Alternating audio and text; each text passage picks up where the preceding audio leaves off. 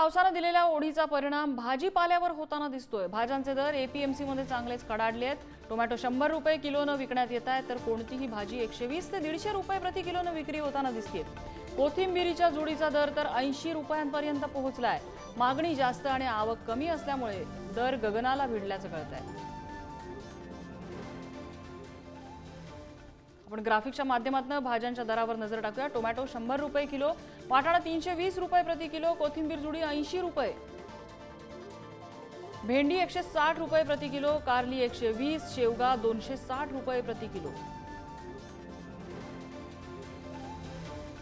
वांगी 120 रुपयांवर पोहोचले, फ्लॉवर 120 रुपये प्रति किलो, कोबी 80 रुपये प्रति किलो,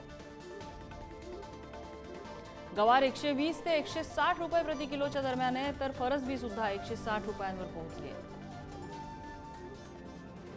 मिरची 160 रुपये प्रति किलो, पालेभाज्यांची 40 ते 50 रुपयाला जुडी विकली जाते।